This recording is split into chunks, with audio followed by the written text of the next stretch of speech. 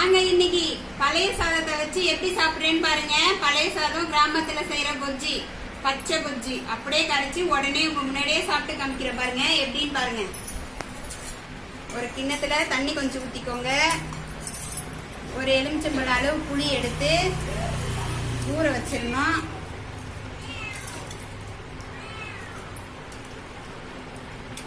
ஊற வச்சிருங்க. அப்புறம் உப்பு தேவையான அளவு சேர்த்துக்கோங்க. இந்த மிளகாவை அப்படியே போட்டுற வேண்டியதுதான், பச்சையாவே போட்டுற வேண்டியதுதான். இந்த பாருங்க, மிளகாய் இப்படி 2 3 அப்படியே கரைச்சிடணும்.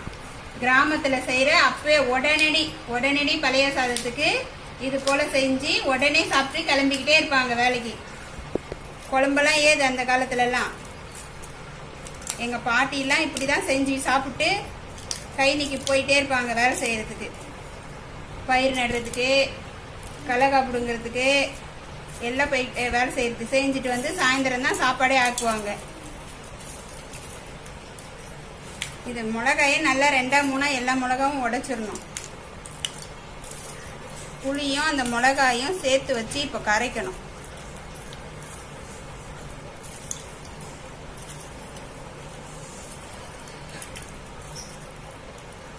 எங்க பூனை கூட பாக்குது பாருங்க நான் சாப்பிடுறத உட்காந்து.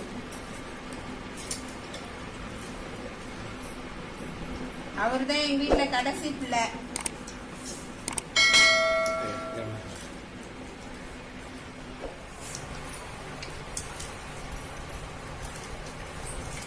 இது போல நல்லா கரைச்சிடணும். புளியும் அந்த மிளகா உப்பு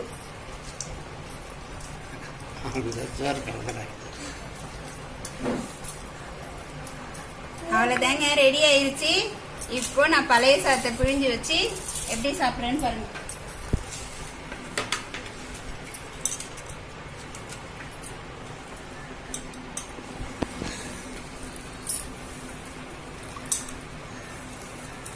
யாருங்க பழைய சாதம் சாப்பிடுறாங்க? எடுத்துட்டு போய் நாய்க்கு போட்டு போயிடுறாங்க. நாய் கூட சாப்பிட மாட்டேங்குது இப்ப பழைய சாதம். பழைய சாதத்துலதான் நீர் ஆகிறதுலதான் அவ்வளோ சத்து இருக்குது சொல்றாங்க. யார் சாப்பிடுறாங்க?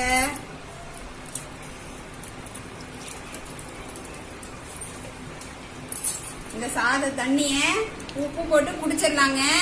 இது ஊத்தி சாப்பிடலாம்.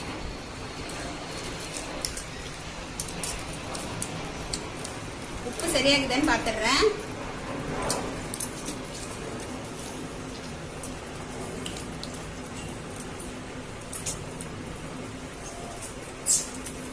பாருங்க, அதை அந்த சாதத்துல ஊத்தி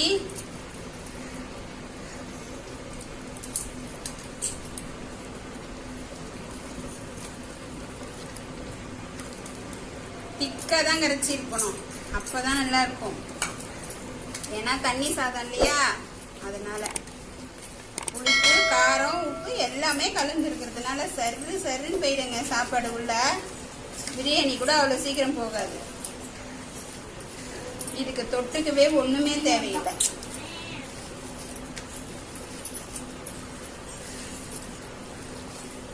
அவ்வளவுதான்.